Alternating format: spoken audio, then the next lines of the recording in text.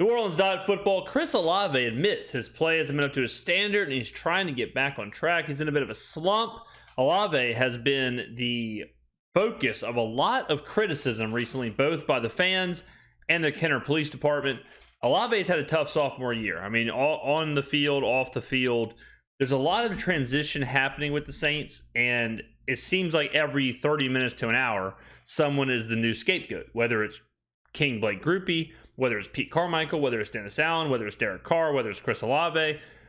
And a lot of the criticism is valid. Okay, so I don't want to make it sound like, these guys are getting criticism when they shouldn't be.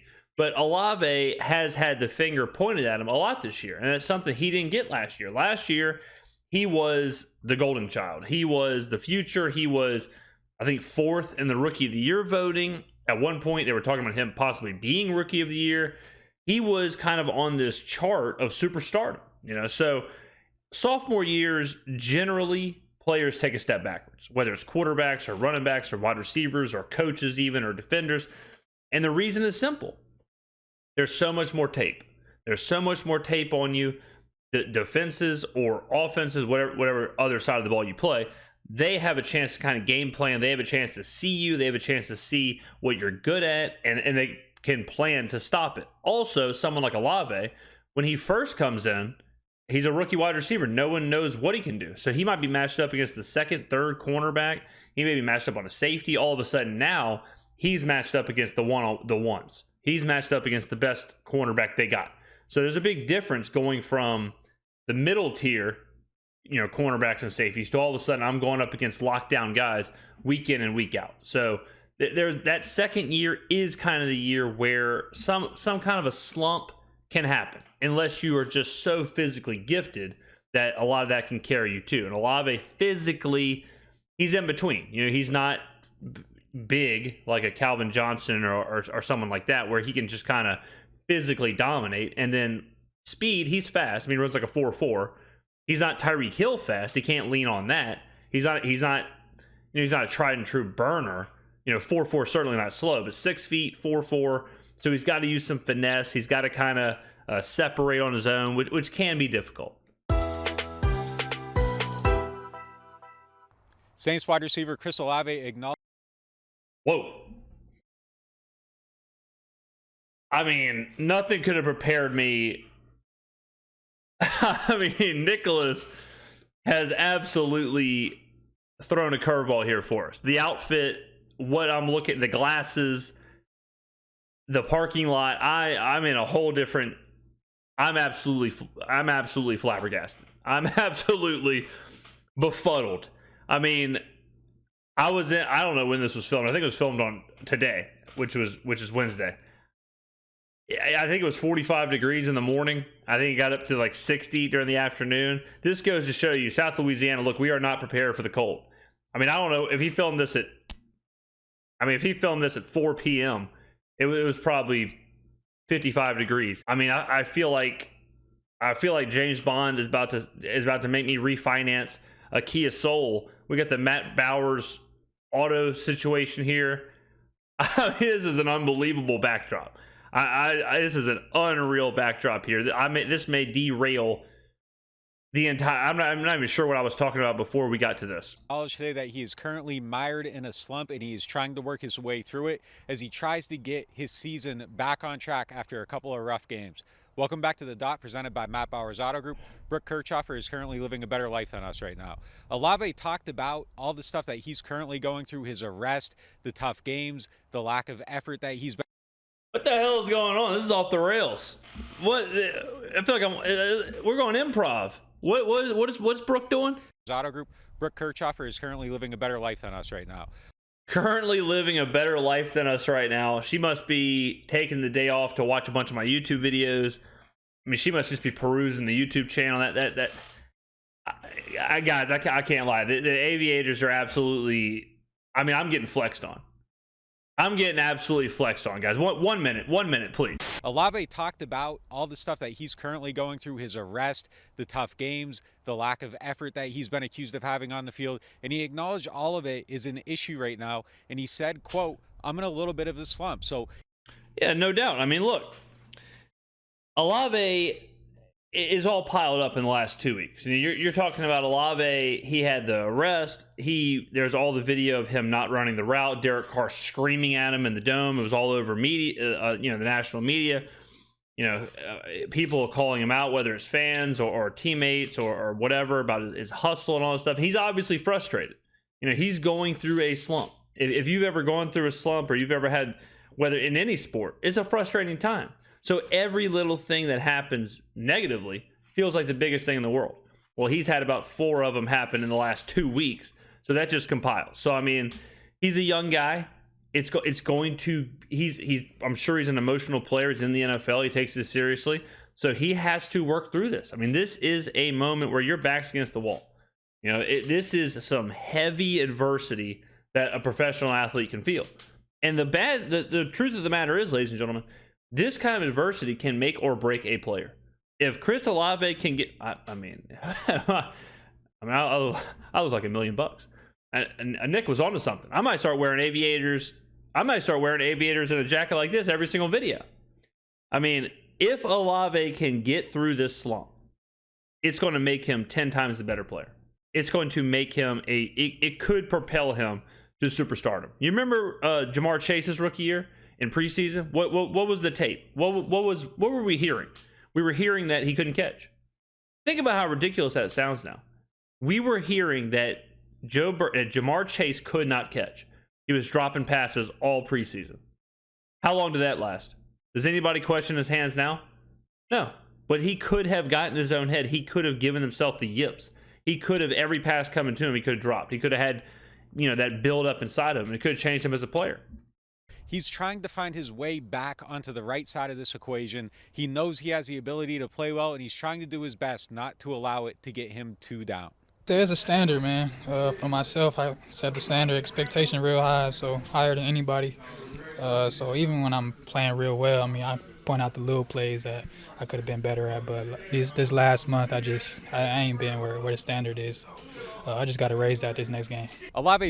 Well, I mean, look, good. Like that's good to say. I don't think there's anything wrong with that. I don't think there's anything wrong with a player saying, I'm not playing well right now. I'm not playing at the standard that I'm supposed to play at. We forget these people are human beings. We really do.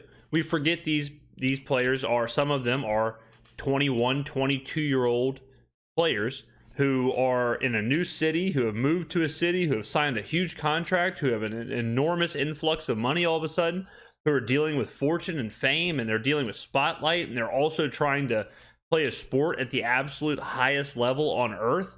That is a lot happening. Fans, I'm guilty of this too, where we just assume it's like Madden, where these players are mentally ready, physically ready, they're ready to play, nothing matters. We don't factor in like, oh, it's this guy's birthday. Maybe he had a late night. Oh, this guy is sick. Oh, this guy didn't sleep well. Oh, this guy's having whatever, family issues or something's going on. His head's not there right now. We all have bad days at work, right? We have bad days at work, and it happens. It's no different for these guys. But you do have to, at some point, kind of get yourself out of that. You do have to, at some point, get yourself back to peak, your peak level. And if Olave is right now saying, I'm not at a peak level, and I got to get there, good. That's totally fine for a second-year player. It's week 8. We're going into week 9. I think Olave is going to have a big game. I would go ahead and write that down. Write that down. We're going to preview the game later in the week. Y'all know how I do.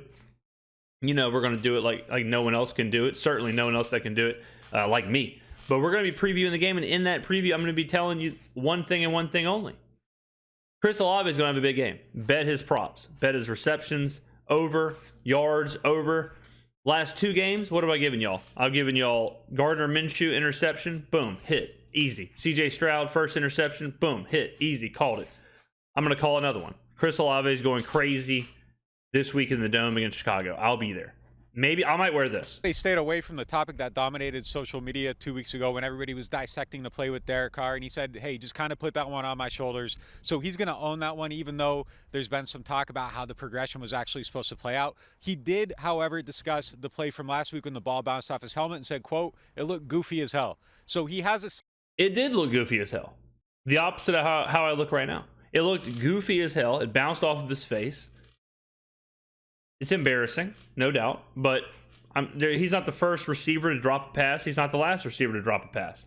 I can say it because I can't prove it, but I'm sure Jerry Rice had some embarrassing drops. I'm sure Terrell Owens had some embarrassing drops. I'm sure Randy Moss has some embarrassing drops. You know, it happens. Sense of humor about some of this stuff, but there's no doubt he's taking it very seriously. He's trying to figure out how to get back on track and just trying to make sure that he doesn't press too much as he gets his footing back going into the second half of the season. Yeah, you can't do that. You can't press. You know, he can't try and break the single season reception record in one game. He's got to take it one game at a time. And the hard part too, I think, with sports like this is that Olave may press individually, but if he does his job and he has 6 receptions for 55 yards and we win going away, who cares?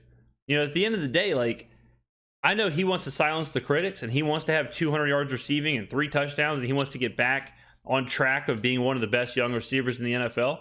Sure. And he probably wants to do all of that next game. But if the game script calls for something else, he's got to be okay with that something else. And us as fans have to be okay with that too. As fans, all we can ask these players to do is play hard, you know, show up, do your job. And at that point, you got to kind of take it a game at a time. So I agree. Olave has had some moments this year where he seemingly has given up on plays. He's, you know, not running out the routes, you know, driving 35 miles over the speed limit. No doubt some of that stuff has to be cleaned up. But I think there has been a bit of overreaction to Olave in the last couple of weeks.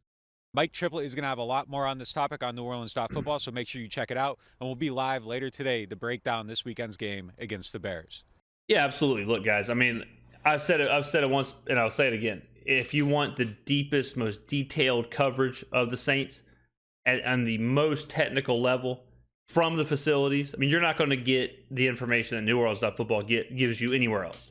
If you're looking for that, if you're looking for practice reports and the third string cornerbacks and practice squad safeties and, you know, all those, if you want the deepest of dives, go to Neworleans.football. I mean, I'll tell you that right now. I mean, these guys, I'm not sure. Look, I'll say it. You know, I mean, I got the aviators on. I'm feeling I'm kind of on a whole nother level right now. But I'd be shocked if there was a group or any other team in the NFL doing what Neworleans.football does. Do the highest level quality, all of that. I mean, they really are kind of setting the standard for this new era of beat reporting. So, as much as, you know, obviously, thank you all for supporting this channel. But if you want to go support another local publication, local news group, absolutely go to Neworleans.football and check out the website. And hopefully at some point they put on the fashion guide. Hopefully at some point they add to the website, you know, recently worn outfit ideas. I would like to purchase something like that. I would like to purchase some outfit ideas from the group at Neworleans.football. Get you a pair of aviators, get you a jacket, ladies and gentlemen. I mean, really just change your entire lifestyle. It's only one pair of aviators away from changing you as a person. Thank you for watching, ladies and gentlemen. This video is absolutely insane. I can't see anything. Not gonna lie, I'm completely blind right now wearing the aviators, but I feel cool as hell. So sometimes you know, look good, feel good, play good, right? So thank you very much. Put a comment down below on anything. This video was nuck and futs, as they say. So the comments, it will probably be the Wild West, but I'll be down there reading them. Thank you for watching, ladies and gentlemen. I will see you in the next video.